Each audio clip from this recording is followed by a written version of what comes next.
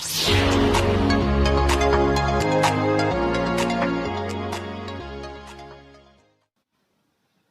Morning friends, welcome to coding with Sonia. C language की इस series में लास्ट लेक्चर में हमने कंट्रोल स्टेटमेंट्स के बारे में पढ़ा था। हमने सबसे पहले control statement if control statement के बारे में पढ़ा था। आज हम उसका प्रैक्टिकल करेंगे। तो उसके लिए सबसे पहले हम अपना कंपाइलर ओपन कर लेते हैं। हमने जो प्रोग्राम लास्ट वीडियो लेक्चर में थ्योरी में किए थे, आज वही प्रोग्राम हम प्रैक्टिकल करेंगे। प्रोग्राम करने के लिए सबसे पहले हम न्यू में जाकर अपनी नई फाइल लेंगे। Then we have to save our file. Now अब हमारी फाइल को हम सेव करेंगे।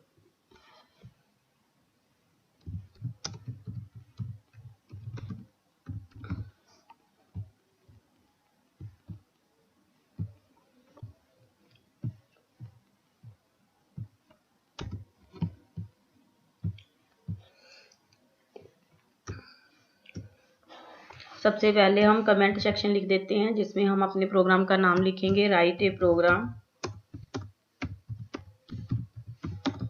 To show simple if statement.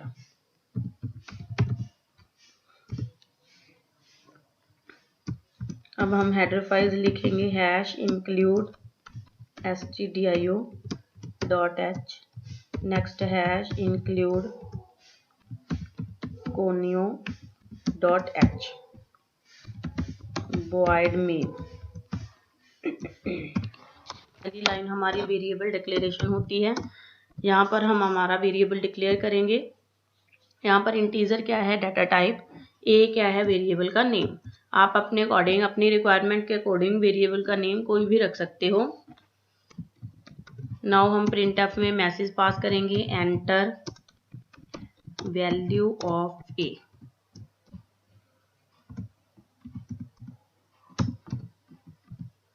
Scan F करवाएंगे हमारी वैल्यू को। स्कैन एफ फंक्शन होता है जो इनपुट देने के लिए यूज किया जाता है। स्कैन एफ में हम एड्रेस ऑपरेटर लगाते हैं, because address operator memory operator होता है। ये हमारी वैल्यू को मेमोरी में लेकर जाता है और मेमोरी को रिप्रेजेंट करता है। यहाँ पर हम इफ में हमारी कंडीशन लगाएंगे।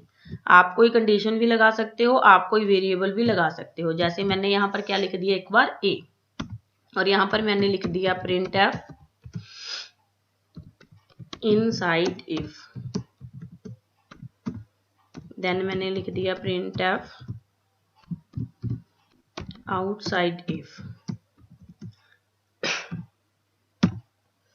स्क्रीन को होल्ड करने के लिए लास्ट पर मैंने लगाया get C H function. Control F9 से मैंने प्रोग्राम को कंपाइल किया। मेरे पास 1 एरर आई है, अनडिफाइंड सिंबल प्रिंटफ। देखिए कहीं प्रिंटफ की स्पेलिंग गलत हो गई, ये देखिए। प्रोग्राम को कंपाइल करेंगे,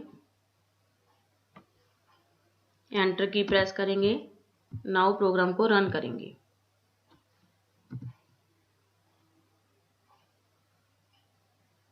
अभी भी कहीं पर एरर है, प्रिंटफ, PRINTF, प्रिंटफ। देखिए हमारे पास मैसेज आ रहा है, एंटर वैल्यू ऑफ ए। देखिए ऊपर लिखा आ रहा है सी टर्बो C3 बिन TC। ये क्यों आ रहा है, बिकॉज हमने क्लियर स्क्रीन नहीं लगाया, हमारी प्रीवियस आउटपुट क्लियर नहीं हुई। तो आपको अगर प्रीवियस आउटपुट क्लियर करनी है तो उसके लिए क्लियर स्क्रीन फंक्शन लगाना है। यहाँ पर मैं एक ही वैल्यू दे रही हूँ, you can enter any integer value. ये देखिए inside if and outside if.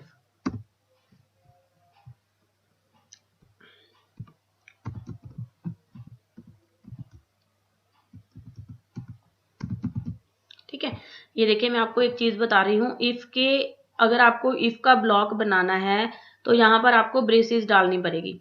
अगर आपके पास एक स्टेटमेंट है then there is no need to put any braces. अगर आपके पास मल्टीपल स्टेटमेंट्स हैं then you have to put braces.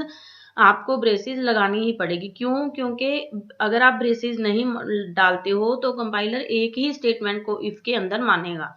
अगर आप एक से ज्यादा स्टेटमेंट इफ के अंदर रखना चाहते हो, जैसे मैंने यहाँ पर एक और प्रिंटफ लगा दी, प्रिंटफ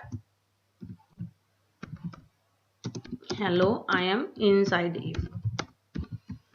तो आपको ब्रैकेट लगानी कंपलसरी है, तो आपको ये ब्रेसेस लगानी ही पड़ेगी। और ध्यान रखना यहाँ पर टैब प्रेस करके अपनी टाइपिंग करो ताकि आपको समझ आए कि कौन सी चीज किस ब्लॉक के अंदर लिखी गई है। अगर आपको एक स्टेटमेंट लिखनी है देन ब्रेसेस लगाने की जरूरत नहीं, अगर एक से ज्यादा स्टेटमेंट लिखनी है तो ब्रेसेस लगाने की जरूरत है। अब प्रोग्राम के एग्जीक्यूशन को समझते हैं। यहाँ पर मैंने क्या लिखा, ए। अगर मैं ए की कोई भी वैल्यू दूंगी इंटीजर के बिना, इसका जीरो के बिना, इसका मतलब क्या होता है, ट्रू। मैंने वैल्यू क्या दी थी, 18। 18 का मतलब क्या है, ट्रू। ट्रू है तो हमारा कंपाइलर इस ब्लॉक के अंदर एंटर करेगा और हमें प्रिंट एफ क्या करा के देगा, inside if hello I am inside if, और देन ब्लॉक के बाहर आ जाएगा और हमें क्या प्रिंट करा के देगा, आउटसाइड इफ। अगर मैं प्रोग्राम को अगेन रन करूं और यहाँ पर मैं वैल्यू 0 एंटर करूं, देन वो उसने हमें क्या दे दिया, आउटसाइड इफ। बिकॉज 0 का मतलब क्या होता है, फॉल्स। 0 का मतलब क्या होता है, इफ 0। इसका मतलब क्या है, इफ वाला ब्लॉक फॉल्स है तो कंपाइलर इसके अंदर आएगा ही नहीं, वो बाहर चला जाएगा और वो हमें आउटसाइड इफ प्रिंट करा के देगा। हम यहाँ पर क्लियर स्क्रीन लगा लेते हैं। अब हम यहाँ पर कोई कंडीशन लगा के देखते हैं। जैसे मैंने लिख दिया ए, मार्क्स ले लेते हैं, चलो मार्क्स इस प्रोग्राम के लिए, और यहाँ पर भी मैं वेरिएबल कर देती हूँ मार्क्स। इससे आपको वेरिएबल के नाम भी लेने आ जाएंगे। Marks, enter the value of marks या एंटर मार्क्स, कुछ भी लिख सकते हो आप। और यहाँ पर भी कौन सा वेरिएबल करेंगे हम, मार्क्स। नाउ मैं यहाँ पर कंडीशन लगा रही हूँ, इफ मार्क्स ग्रेटर देन 90। अगर मार्क्स 19 के ज्यादा हैं देन प्रिंट एफ क्या आए, inside if hello I am inside if, और एक प्रिंट एफ में और लगा देती हूँ। यहाँ पर हम मार्क्स प्रिंट कराएंगे, मार्क्स %d। अगर आपको किसी भी चीज की वैल्यू प्रिंट करानी है तो आपको प्रिंट एफ में कौन सा ऑपरेटर यूज करना पड़ेगा, %d। ये फॉर्मेट स्पेसिफायर है। अगर आपको इंटीजर की वैल्यू प्रिंट करानी है तो %d, अगर फ्लोट करानी है तो %f, अगर करैक्टर करानी है तो %c। यहाँ पर हमको इंटीजर वैल्यू प्रिंट करानी है और यहाँ पर हम क्या लिखेंगे, मार्क्स। देखिए यहाँ पर आप कुछ भी लिख सकते हो, मार्क्स ऑफ स्टूडेंट, बट यहाँ पर आपको वही वेरिएबल लिखना है जिसमें आपकी आउट डाटा स्टोर है। जैसे यहाँ पर मैंने स्कैनअप में क्या लिया है, मार्क्स, तो मेरा डाटा किस में स्टोर है, मार्क्स में, तो यहाँ पर मैंने क्या लिखना है, मार्क्स, और यहाँ पर मैंने प्रिंट करा दिया आउटसाइड इफ। यहाँ पर आप एक और प्रिंट एफ लगा सकते हो, जैसे मैं यहाँ पर लगा रही हूँ प्रिंट एफ से गुड बाय। अब हमारे प्रोग्राम को कंपाइल करेंगे, देन हम रन करेंगे। एंटर मार्क्स, मैंने मार्क्स एंटर करने हैं, 95 एंटर कर दिए मैंने।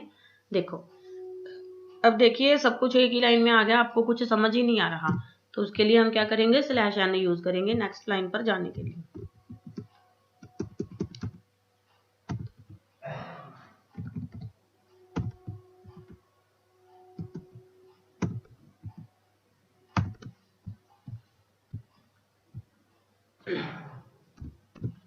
ये देखिए, inside if hello I am inside if marks as student 95, outside if से गुड बाय,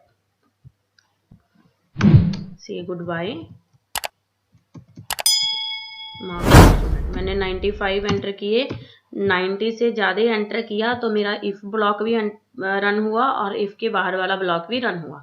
अब अगर मैं 90 से कम एंटर करूं तो क्या होगा, तो देखिए इफ के बाहर वाला ब्लॉक रन होगा, आउटसाइड इफ से good bye.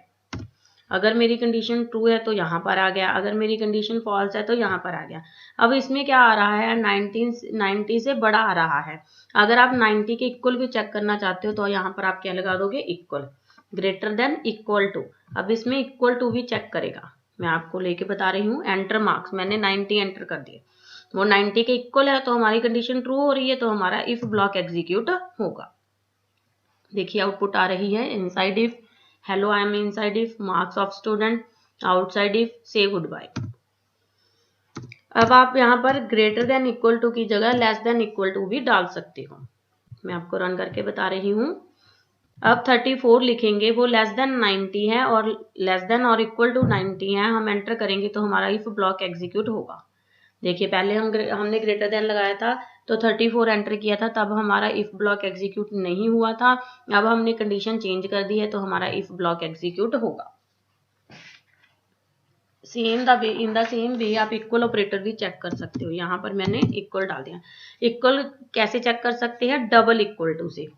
Double equal to लिखना है, ऐसे सिंगल नहीं लिखना। अगर आप सिंगल लिखोगे तो इसका मतलब क्या है, 90 वैल्यू मार्क्स को असाइन हो रही है, बट यहाँ पर हमको असाइन नहीं करनी, हमको कंडीशन चेक करनी है। कंडीशन चेक करने के लिए डबल इक्वल टू ऑपरेटर हम यूज करते हैं। यहाँ पर आप 90 डालोगे तो आपका ब्लॉक चलेगा। अगर आप 90 नहीं डालोगे, जैसे मैंने अगेन रन किया, अब मैंने 91 डाला, देखिए आउटसाइड इफ 90 के बिना यहाँ पर मैं कोई भी वैल्यू डालूंगी तो मेरा ब्लॉक एग्जीक्यूट नहीं होगा, बिकॉज मैं इक्वल टू चेक कर रही हूँ। एक और ऑपरेटर होता है, वो भी बता देती हूँ, नॉट मार्क्स। इसका मतलब क्या है, आप मार्क्स, कोई भी मार्क्स एंटर करो, इंटीजर वैल्यू एंटर करो, जैसे मैंने 5 एंटर कर दी, तो उसका मतलब क्या है, 5 का मतलब ट्रू। नॉट लगा दिया आगे तो वो ट्रू किस में कन्वर्ट हो जाएगा, फॉल्स में। अगर इफ ब्लॉक फॉल्स है तो वो एग्जीक्यूट नहीं होगा और ये वाली वैल्यू एग्जीक्यूट होगी। अगर मार्क्स की वैल्यू आप 0 डालोगे तो 0 के आगे नॉट है, 0 किस में कन्वर्ट हो जाएगा, 1 में, तो हमारा इफ वाला ब्लॉक एग्जीक्यूट होगा। अभी मैं आपको करके बता रही हूँ। ये देखिए मैंने 5 लिखा और 5 तो ट्रू है, बट आगे हमने नॉट लगा रखा है तो ट्रू फॉल्स में कन्वर्ट हो गया और इफ के बाहर आ गया हमारा ब्लॉक। अब मैं आपको 0 लेके बता रही हूँ। देखिए मैंने 0 लिया, 0 के आगे तो नॉट है, तो नॉट किस में कन्वर्ट कर दिया, 0 को 1 में कन्वर्ट कर दिया। इफ 1 का मतलब क्या है, ट्रू है, तो हमारा ये वाला ब्लॉक एग्जीक्यूट हुआ। आई होप आपको प्रॉपर अच्छे तरीके से टेस्टिंग समझ आ गई होगी। टेस्टिंग का मतलब होता है कि हम अलग अलग इनपुट देकर हमारे प्रोग्राम को टेस्ट कर रहे हैं कि हमारा प्रोग्राम यूजर की रिक्वायरमेंट के अकॉर्डिंग ओके है या नहीं। अगर हमारे प्रोग्राम में कोई भी प्रॉब्लम है देन हम इसको अगेन डीबग करेंगे। डीबग का मतलब इसको जो भी एरर्स है, जो भी प्रॉब्लम्स है, उसको हम रिमूव करेंगे और अकॉर्डिंग टू यूजर रिक्वायरमेंट्स हम उसको बनाएंगे। देन हम अपने प्रोग्राम को, देन हम अपने सॉफ्टवेयर को मार्केट में लेके आते हैं। जैसे मान लीजिए कोई साबुन बनाने वाली, कोई सोप बनाने वाली कंपनी है, उन्होंने सोप बना दी, देन वो उसकी टेस्टिंग करते हैं, उसको चेक करते हैं कि ये यूजर की रिक्वायरमेंट को पूरा करती है या नहीं। अगर उसमें कोई भी प्रॉब्लम है, वो अगेन उसमें प्रॉब्लम्स को दूर करते हैं, प्रॉब्लम को सॉल्व करते हैं, देन उसको मार्केट में लेके आते हैं। इसी तरह से हमको ऐसे सॉफ्टवेयर डेवलप करने हैं जिसमें कोई प्रॉब्लम ना हो। हम जब भी सॉफ्टवेयर बनाएंगे, जब भी प्रोग्राम बनाएंगे, उसकी अगेन एंड अगेन टेस्टिंग करके देखेंगे, हर तरफ से हर एक इनपुट देकर हम उसकी टेस्टिंग करेंगे कि अगर हम ये इनपुट देते हैं तो क्या आउटपुट आती है, अगर हम ये इनपुट देते हैं तो क्या आउटपुट आती है। अगर हमारे अकॉर्डिंग ऑल इनपुट देने से हमारी आउटपुट सही आ रही है, हमको लगता है कि हमारा प्रोग्राम यूजर के अकॉर्डिंग बिल्कुल ठीक बना है, देन हम उसको मार्केट में लेके आते हैं, देन हम उस सॉफ्टवेयर को मार्केट में लेके आते हैं। आई होप आपको सभी चीजें क्लियर हो गई होंगी। देन नेक्स्ट हम बात करेंगे इफ एल्स के बारे में, इफ एल्स स्टेटमेंट के बारे में। मिलते हैं नेक्स्ट वीडियो लेक्चर में इफ एल्स स्टेटमेंट देखने के लिए।